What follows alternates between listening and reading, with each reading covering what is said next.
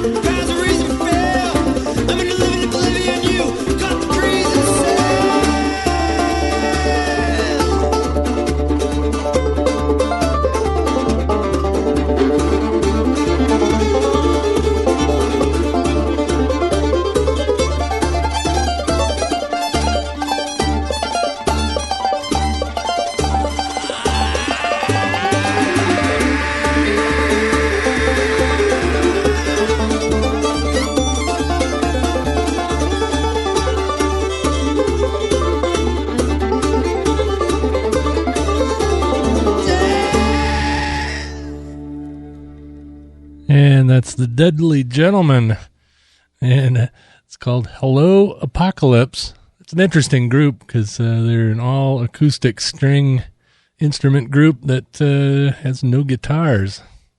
No guitars and no drums, I don't think.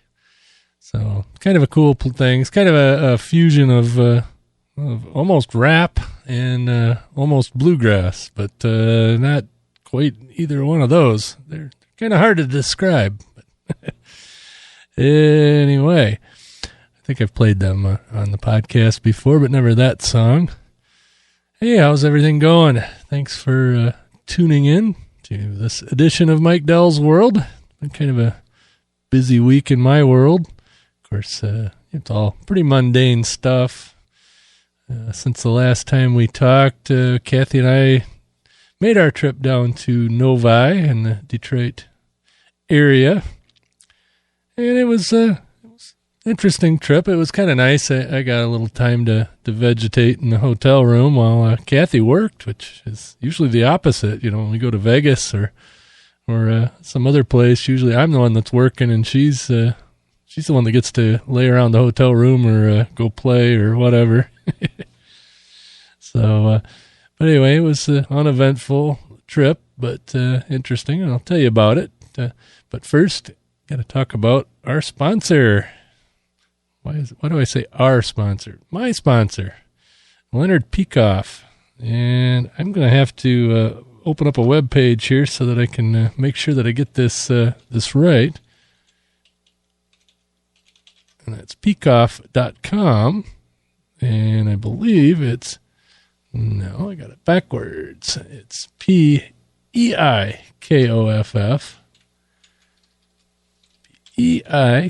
Peikoff.com. And it's Leonard Peikoff and his podcasts. He does podcasts about Ayn Rand's objectivism theory, or whatever you call it. But anyway, he does bunch of little short ones where he answers questions using the objectivism philosophy of Ayn Rand.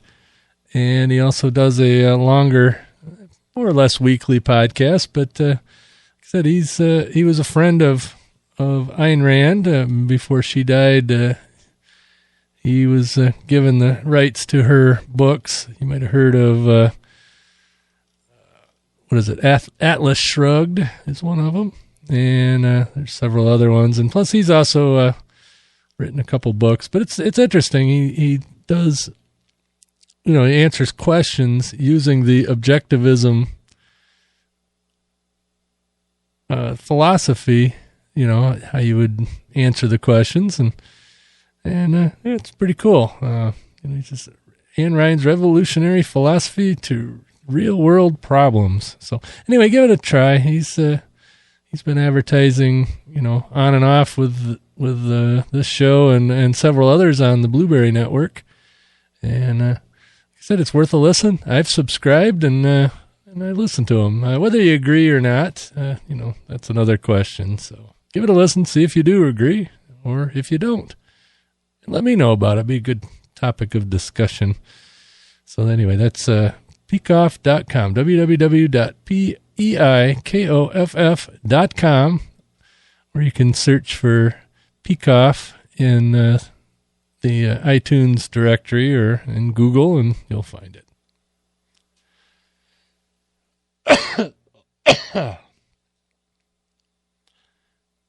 Anyway, let's see, the trip to Detroit and Novi area. We took off Friday morning, which I got off work 8 o'clock, and we were on the road at 9. Drove the new car down there, by the way. Very nice ride. Like I said, I think I told you about it last time, but I did a moderate upgrade to the old Camry, and the old Camry is now at my niece and her husband. I guess I could call him nephew. I don't know. Nephew-in-law. Is that right? Anyway, he's using that to get back and forth to school. He lives in Muskegon, or they live in Muskegon, and he goes to school in Owasso, which is near Lansing. So it's, like a 100-mile drive or whatever. That's kind of the commute. And he does it 2-3 times a week, depending on which classes he's taking that semester. So that car will get a lot of I-96 time, which is good for it. And, 215,000 miles needed to be replaced. So I had a moderate upgrade. I got Camry Celera, a couple of years newer and with half the miles on it. So just over 100,000 on the Celera. And like I said, so far I like it. But we took that down to Novi, to Detroit. Farmington Hills, actually, was where we stayed. And Kathy's convention was in Novi, at the Novi Convention Center, or Novi Exposition Center, or whatever they called it. I don't know.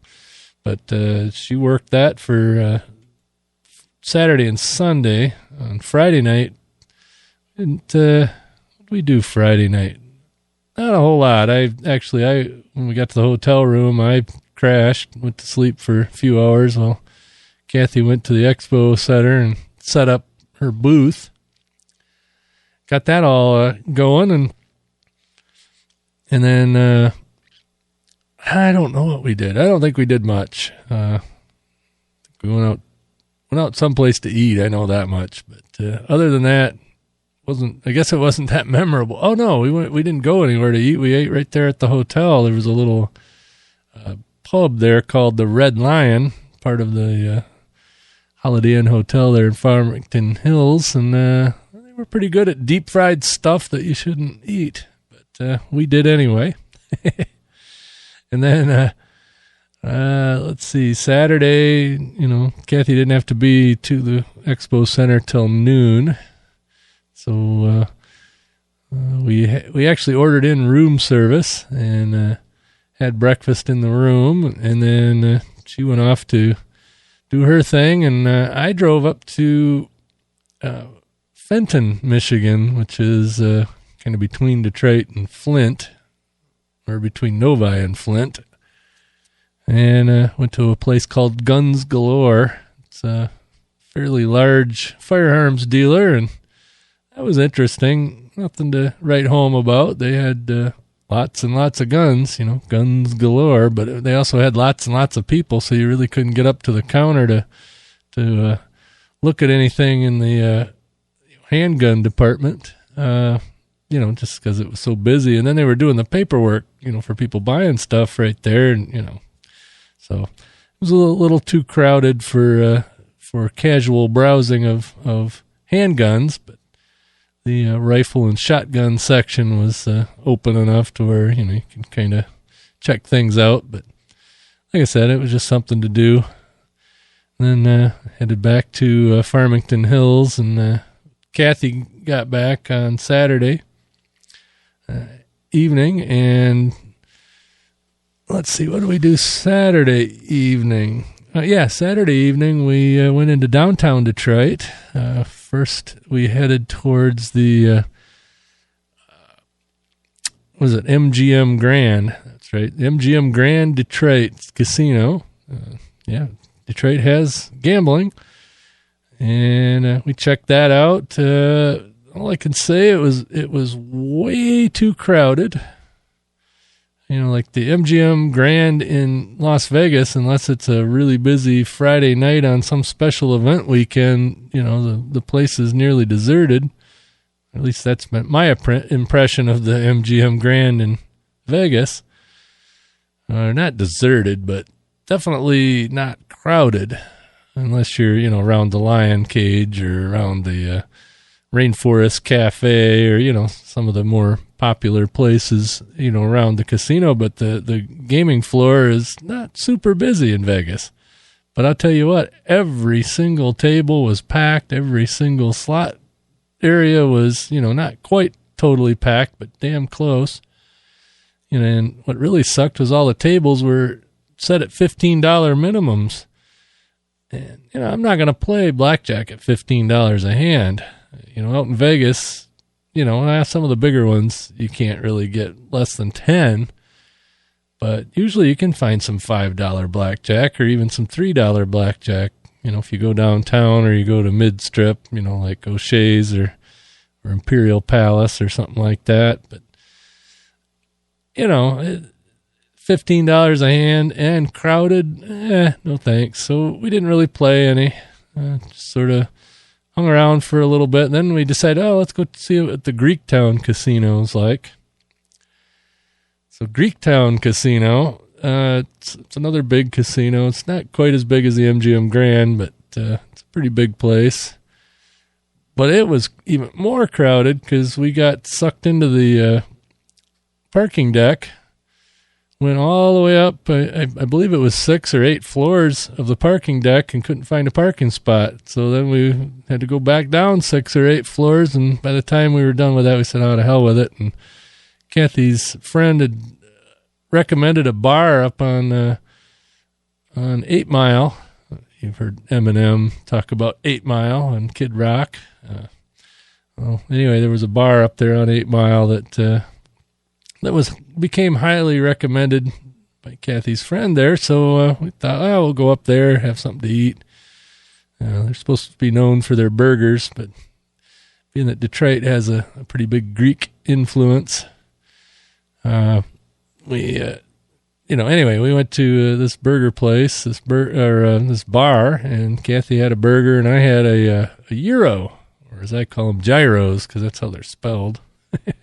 That's the pita bread, lamb, whatever, a Greek sandwich, and that was really good. And that establishment becomes highly recommended, except for I can't remember the name of it.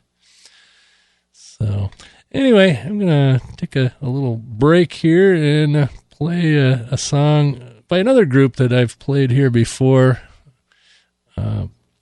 It's Song of the Lakes. It's kind of that, I don't know what you call it, maritime themed group. They're right here from Traverse City, and this one's called Winter Walk. And it is kind of appropriate, although we're kind of having a meltdown right now. But it's been winter, and it still is. We got lots of snow on the ground, but it's supposed to get into the high 40s, low 50s today, so a lot of that snow is going to go away. But we could still take a winter walk with the Song of the Lakes.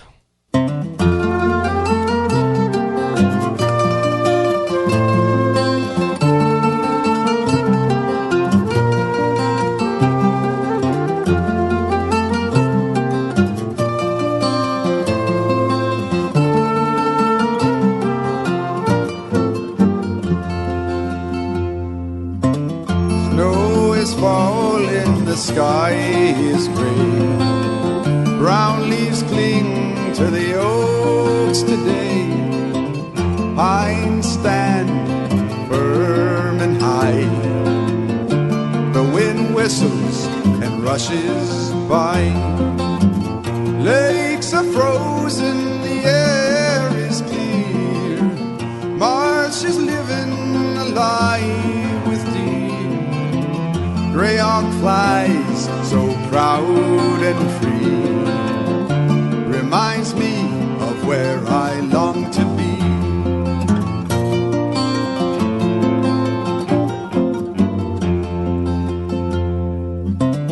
Cloudless sky, a winter breeze, ravens' cries among the trees, children play, snow drifts white, their joy and laughter fill the night. Lakes are frozen, the air is clear, March is living alive with deer.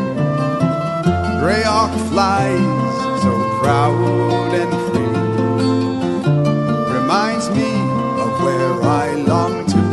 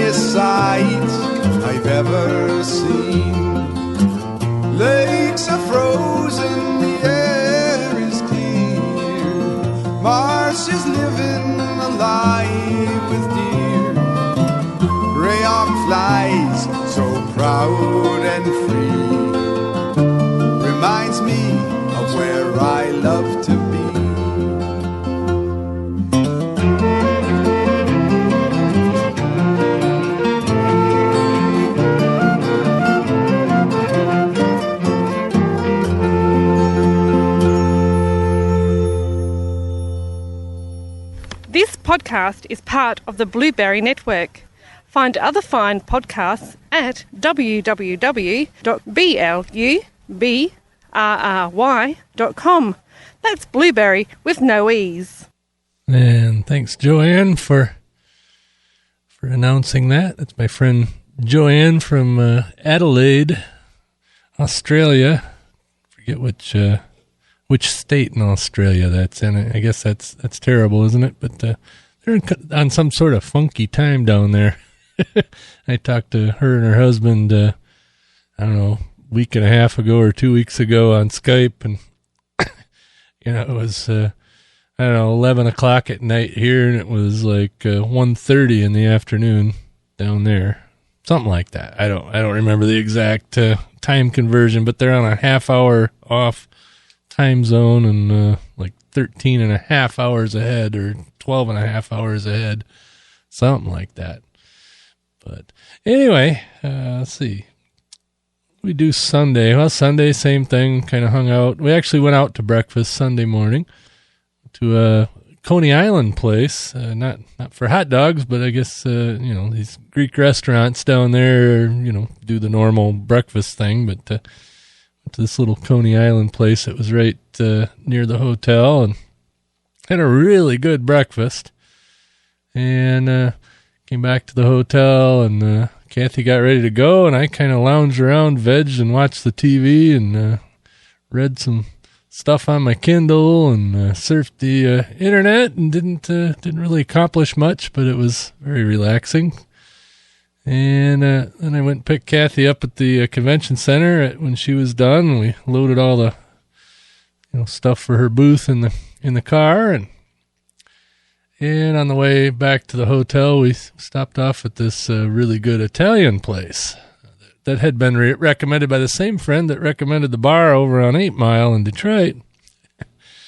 Or was that Detroit, or was that Oak Park? I don't know. There's so many areas of Detroit. The whole southwest corner of the state of Michigan's Detroit, as far as I'm concerned. But anyway, I went to this Italian place. Oh, it was really good. And their salad was to die for. The salad dressing, anyway. And I forget what I had.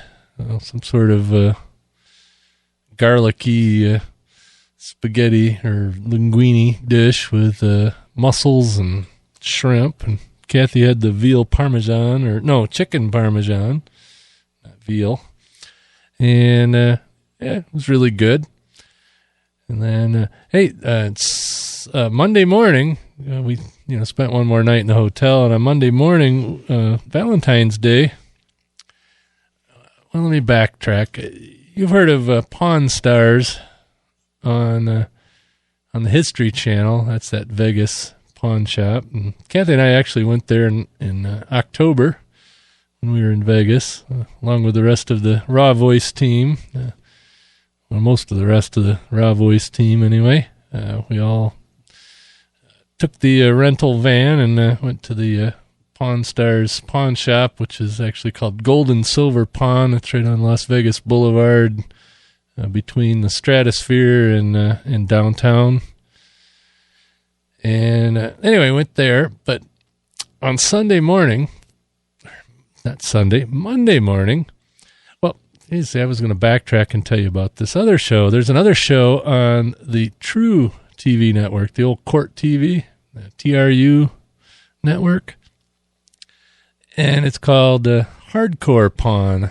And it's, very similar to the Pawn Stars show on History, only it's set in Detroit, in a rather bad neighborhood of Detroit. I guess it'd be on I want to say the north side of Detroit, but I am not actually sure. It's right off of 8 Mile and, what is it? Greenfield and 8 Mile on the corner is it's a shop called American Jewelry and Loan, and it's run by a guy named Les, the owner, and his son and daughter, and it's quite a bigger place than the Gold and Silver shop there in Vegas, and they don't deal in as much high-end stuff as you see on the History Channel, but it's a cool show. If you if you get the True TV network or Court TV, look them up. They're, put it on your DVR. It's definitely an interesting show. But anyway, being Valentine's Day and being that it was a jewelry shop, I thought, well, geez, what a better way to get a Valentine's gift. 'Cause Kathy and I are fans of the show. So we went over to the shop. And like I said, it's in not the greatest part of Detroit. It wasn't bad. It's not the greatest part of Detroit. And definitely this pawn shop deals with a lower end clientele than the one in Vegas. And it was interesting, but Kathy found a little silver ring that she wanted, and the sterling silver was on sale and all that good stuff, which just makes her happy as hell. And when we went to check out, the owner of the shop, the star of the TV show, checked us out.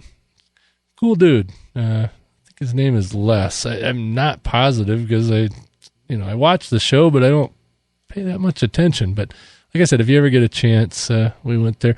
What's funny is we've been to a lot of places that were based on reality shows, or that reality shows are based on.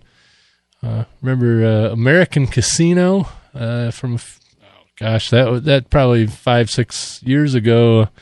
That was based, I'm not sure if that was the show that was based at Green Valley Ranch or if that was the one at the Golden Nugget. But there was another, there was one called American Casino, and I don't remember what the other one was called, but one of them was at the Golden Nugget and one was at Green Valley Ranch in Henderson, Nevada. It's just outside of Vegas. If you take a left out of the airport, you end up in Henderson. If you take a right, you end up on the Strip. But anyway, we've been to Green Valley Ranch while that show was being filmed. We've been to the Golden Nugget while that show was being filmed. We've been to the Pawn Stars shop, and that show's being filmed. Not that the cameras were there at the time we were there, but I mean, it was in production at the time we were there. And then this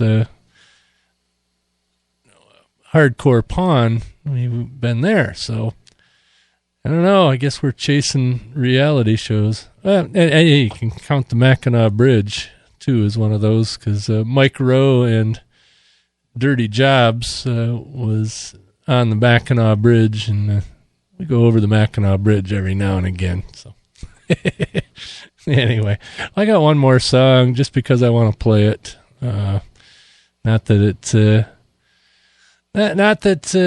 it has anything to do with what I'm talking about, but this is my friend Todd Taylor and his version of Freebird.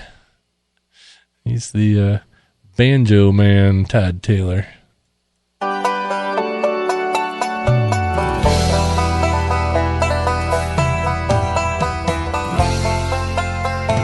Should have rewound that, I guess.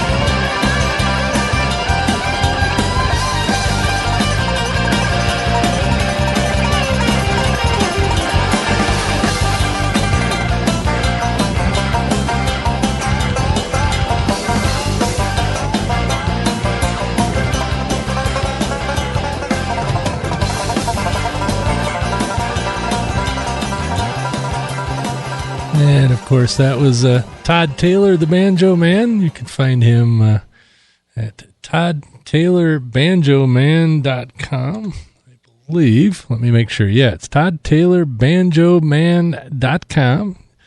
Todd's currently the Guinness World Records fastest banjo player. And I guess he now is endorsing Gibson banjos. He used to endorse Recording King banjos, but whatever. Banjo's a banjo's a banjo. That's the whole thing about the banjo is, tie some strings to a gourd with a 2x4 on it, and as long as you can get the strings tight enough, it's a banjo. But anyway.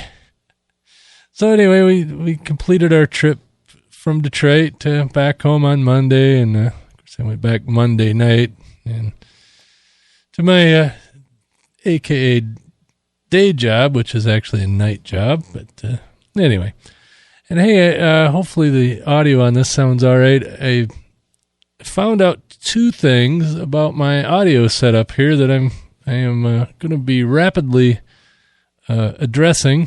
One is the USB interface that I've been using, the old Griffin iMic, seems to be prone to extra noise. And so I'm now recording into a external digital recorder. I'm not recording into the computer. I'm recording into my Sony recorder. And that'll take care of that noise issue, hopefully. And the other thing is that my Behringer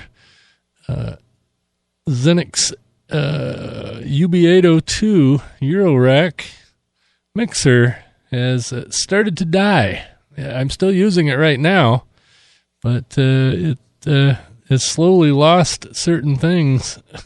The FX bus died, and the last What's Up With That podcast with Jim Farley had to be post-edited instead of live to the hard drive or live to the flash memory, as the case may be, because he couldn't hear any of the music that I was playing or any of the sound effects or anything else. And, through the Mix Minus setup, I know I'm doing some podcasting navel gazing, but anyway.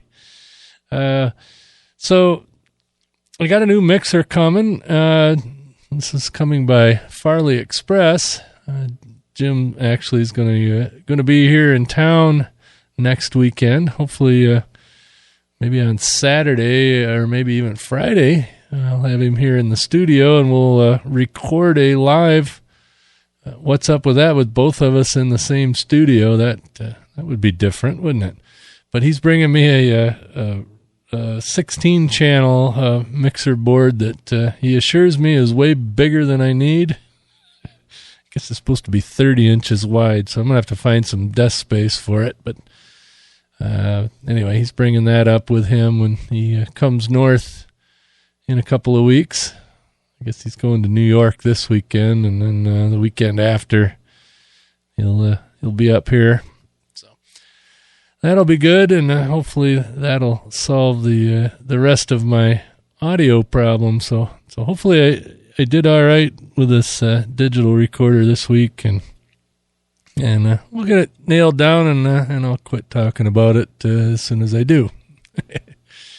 So anyway, I don't have any more music that I want to play right now, and I don't have any idea how long I've been talking. That's another disadvantage of recording into this particular recorder. It doesn't have a good counter of time, and I also don't have a level meter, so kind of winging it. I'm looking at the level meter on the Behringer Autocom Pro XL compressor limiter gate wonder machine, but it only gets so close, so I'm gonna have to do a little post edit. Let me know how you think the audio sounds. And generally, it sounds better on speakers than it does. I noticed the last few episodes sounded better on speakers than they do on the headphones. For some reason, there's some sort of crackle on the peaks, when I'm listening on headphones, but I don't hear it when I'm listening on speakers. So, could be all right. Anyway, we're going to call this a podcast, and we'll catch you later. Hey, if you want to do me a favor and support the show, and you have a need for a web host, do me a favor and go over to MikeDell.com. That's MikeDell.com, and look for the Bluehost banner. It'll be right below the Leonard Peikoff banner on the right sidebar. And, like I said, if it's something that you need, you get unlimited space, unlimited transfer. You can have up to 2,500 email addresses. Who the hell would want that many email addresses? And, it's got all the other cool stuff. It's a cPanel, shared hosting. And, they're as good as everybody else. But if you really want to support the podcast, go over there and click that banner link there and sign up for that. If you want to download a free Audible audiobook, there's also a banner for that. And there's eFax. If you ever needed a fax machine and don't really want the machine, eFax is the way to do it. And there's a banner there. So anyway, enough plugging advertisers, but if you want to support the show, that would be a really cool way to do it. And of course, don't forget to visit our paid sponsor, Leonard Peikoff. Get the answer to life's most profound questions over at peikoff.com. So anyway, I'm out of here. Catch you later.